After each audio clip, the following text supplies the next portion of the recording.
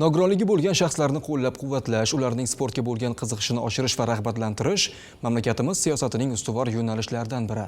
Imkoniyati cheklangan sportchilarimiz Turkiyada bo'lib o'tgan sportning shashka turi bo'yicha jahon chempionatida qatnashib, jami 12 ta medalni qo'lga kiritdi.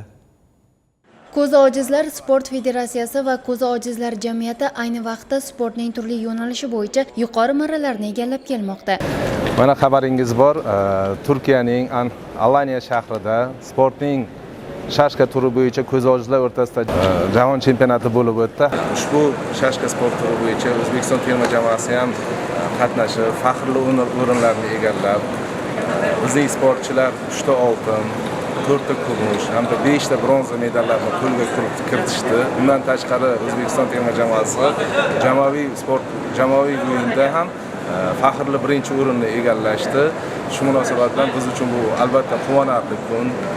Biz bugun mana xursandchilik bilan o'zimizdan aeroportda sportchilarimizni kutib oldik.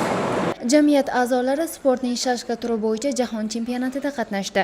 Turkiyaning Alanya shahrida bo'lib o'tgan musobaqada 10 ta davlatdan 78 nafar sportchilar ishtirok etdi. O'zbekiston terma jamoasi ham ushbu chempionatda jami 12 ta medalni qo'lga kiritdi. Jamolov Javohir Jasuro'g'liman. Bugungi musobaqamiz 2026-yil 19-31 may kunlari Turkiyaning Alanya shahrida bo'lib o'tdi. Ushbu musobaqada men faxrli birinchi o'rinni qo'lga kiritdim.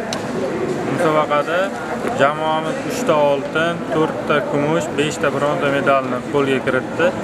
Asosiysi komanda jamoaviy o'yinda O'zbekiston terma jamoasi birinchi o'rinni qo'lga kiritdi. Biz bu musobaqada ko'plab do'stlar orttirdik, o'z malakamizni oshirdik, o'yinlarimizni kuchaytirib, yaxshi natijalar qo'lga kiritdik. Kelasi musobaqalarda bundan-da yaxshiroq tayyorlanib, oltin medallar sonini ko'paytirishga harakat qilamiz. Siz hozir demak oltin medal sohibi bo'ldingiz-a? Ha, shunday. Rahmat, tabriklaymiz.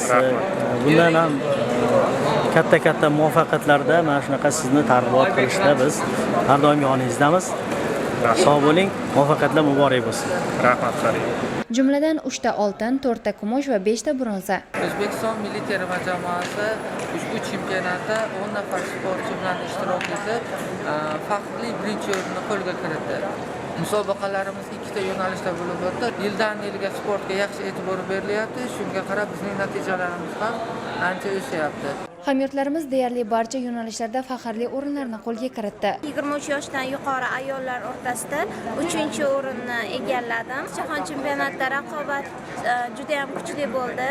Eng quvonarlisi jamoada birinchi o'rinni olganimiz va O'zbekiston sharafini himoya qilganimiz.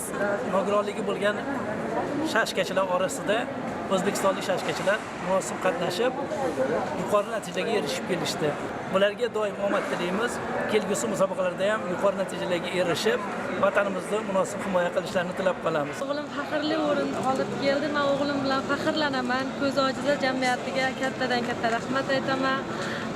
Qilgan mehnatlariga rozi bo'lsin. Allohim hammasi, ustoziga ham rahmat, hammasiga ming rahmat. Ko'z ojiz bo'la turib, xalqaro maydonda bunday natijalarga erishish oson emas. Buning ortida yillar davomida olib borilgan mashaqqatli mashg'ulotlar, kuchli iroda va o'ziga bo'lgan ishonch mujassam. Anjela Xushboqova, Sirojiddin Husanov, yoshlar.